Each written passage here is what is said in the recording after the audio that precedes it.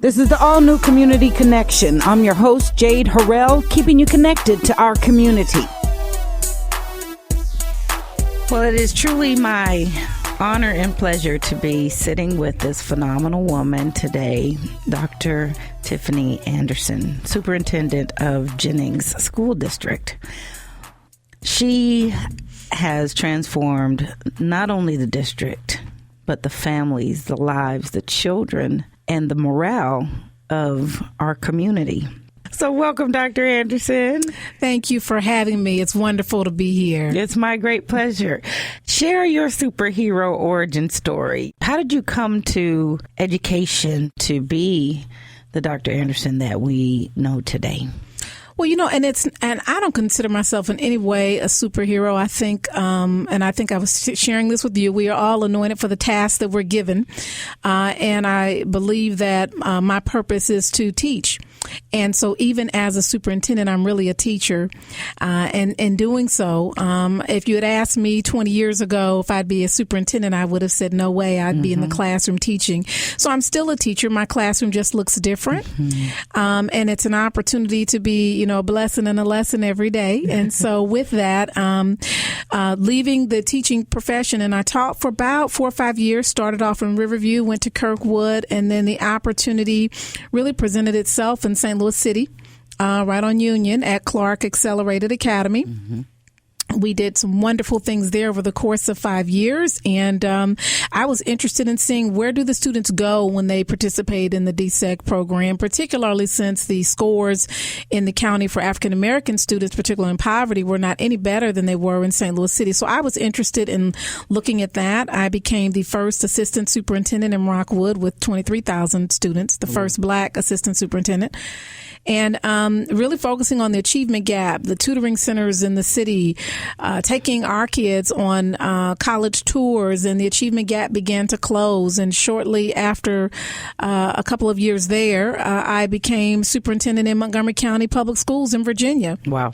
Wonderful experience. And so, and then I moved back to Missouri after losing a family member in St. Louis. And I'm a St. Louis native. So it's good to be back. Yes, ma'am. That's right. So your curiosity led you to an investigation, a closer look and analysis of, well, what is it that's making the difference for our children? What did you find? What did you discover? Look, we know that all kids can exceed at high levels, all students. And so it's a matter of if we're going to demand that they are given what they so richly deserve in a high quality education.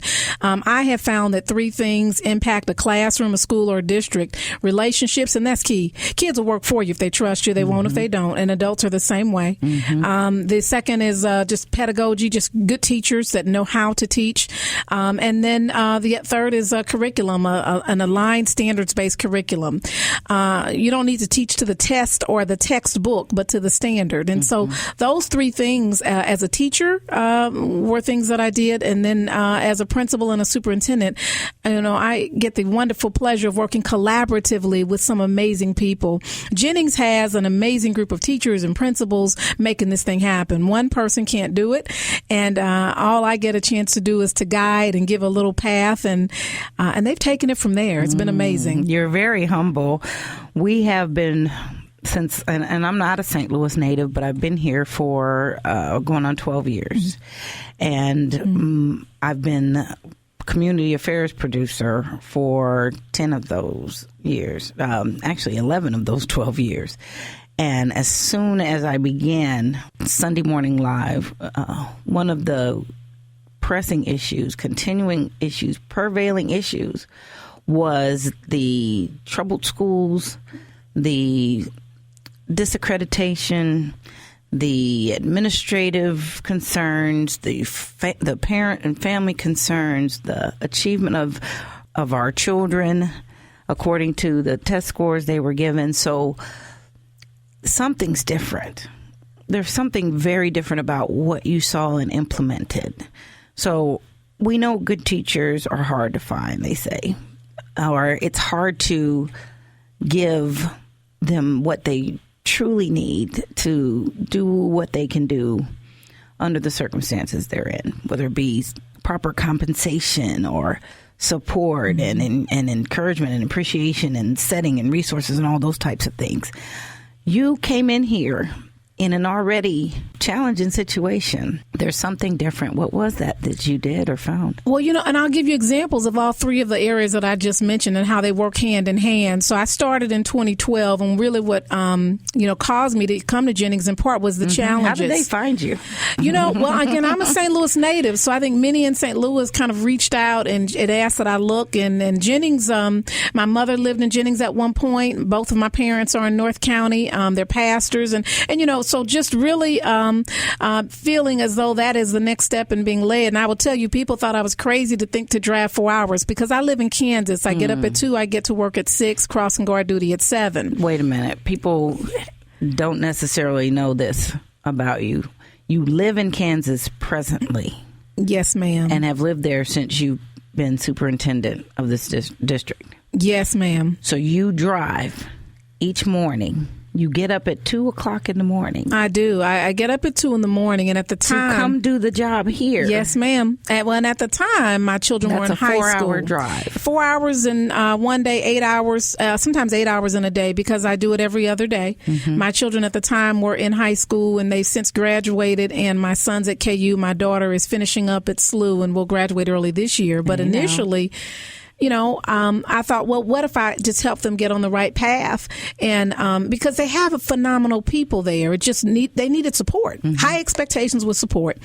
And 1 year became 2, 3, and 4. And to be honest, I drive 40 miles to be near my children. It really was one of those pieces of seeing possibility and saying that if I can come and make that kind of difference and drive 4 hours, then certainly when I transition, someone within the community or who lives in the community can continue this work on. It just really shows an example of possibility. So examples of those three things. My first year, we just found out what are the needs of the families. I wear tennis shoes, I'm boots to the ground, or we can say sneakers to the ground. And the basic need was food. So we opened up a food pantry in October of 2012. That emerged as one of the top priorities. Yes, ma'am. Was food. Food, basic needs. Let's talk about that. 8,000 pounds of food we give out every other week, which is about 200 to 400 families. We contacted the St. Louis Food Bank, and while initially they were hesitant, then they came back and said, well, why not? Schools don't normally have food banks. We took an empty building, turned it into a food bank. So the idea is that schools are really, to me, the hands and feet of Christ. If we think about feeding, clothing, serving the sick, really schools are the center of the community, and all people have to send their children to school. So we started with the food, and then we began with the clothes and putting washer and dryers. Some schools had some washer and dryers that may have been slightly used for custodial purposes, but we repurposed washer and dryers, got some donated, and so now we have washer and dryers in every school. Parents can wash one load in exchange for 1 hour volunteerism. Look at that. We have parents in the school all the time. See, I've never met a parent that didn't want their child to succeed. Right. They just didn't have support. Not once. So giving them that support. So that's a myth. That's a relationship piece that we addressed so we can dispel that myth about what's possible. In terms of curriculum and pedagogy, we hire our teachers. We try to hire them a year early, but we have ongoing hiring fairs. We really don't have lots of openings, but if we find talent, we will invest and hire them on the spot so that we can train them for the Jennings way. So really looking at talent and making sure we recruit. We do give all of our teachers an assessment. I think we're probably one of the only districts that do that. A math or a science or an English assessment. 75% do not pass that assessment, actually. 75%. And that assessment is really a basics assessment that's maybe 2 or 3 grade levels above where the students are. You see, you can have great will, but if you don't have the skill to know the content, it's probably not a place for you in the classroom in Jennings. And so we give an assessment, but I encourage any and all teachers hearing this to certainly come out this week on Thursday. And so we recruit ongoing. And then that pedagogy piece, the curriculum piece, so often we teach to the test and textbook. Well, you don't ever have to use a textbook as far as I'm concerned, as long as you teach to the standard and teach for mastery. And so we embed multiple opportunities for learning. We pay for students to take their ACT at least 4 times starting in their junior year. Just those kinds of things. Tutors are embedded in every school. Mental health therapists are at every school. Saturday school is in session for any student to come to. The college prep academy is in place. We place 100 100% of our students in post-secondary schools are in a job. So really, we have become a safe haven to say that we love your children. We are the community. We are. And we as a community will make sure that we continue on. Sure. That's why I know that when I do transition to the 14,000 students in Topeka, many of whom are in 70% or about are in poverty, to replicate this work, Jennings will be fine because we have a system approach. And it's the people in Jennings that just needed support to ensure these great things happen. They needed support, and it looks like there was inspiration and great leadership that had come from you. You talked about the Jennings way. Tell us about that. Well, there's a Jennings way in my mind in terms of we're a small community and we know that relationships are everything. It's amazing when I'm on crossing guard duty in the mornings. You're on crossing guard duty. The superintendent is on crossing guard duty. I just want to digress a little bit and talk about why that was important. Well, first of all, and I started off, I'm a teacher. We all are teachers, whether you're a custodian or crossing guard, and where you are, I should be able to see myself. And if you can do well, then I will do well, and vice versa. And if you have that philosophy, then you're always walking in each other's shoes. And so the crossing guard is really the best way to meet people. People will talk different to you on the street than they will in a schoolhouse. Yes, they will. And so, or in any kind of institution like a hospital, or people will talk different on the street. And so I get a chance to meet children and be the first person to remind them what a joy it is to be going to school in the morning and give them that running start. When there's a hard night or something I should know about, or they have a need, you're the first person that gets to see them. It's a blessing to get to do that. And so I started crossing guard duty at the busiest spot where we have 3 schools on a street called Cousins in Jennings.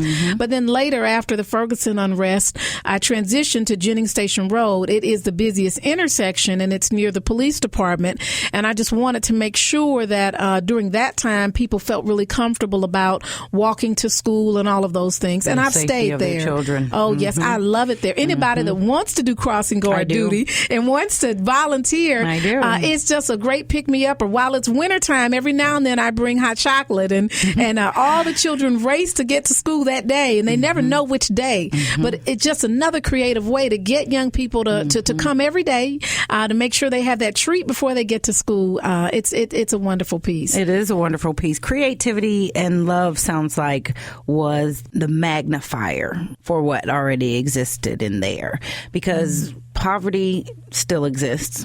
And from district to district, our families are dealing with similar issues.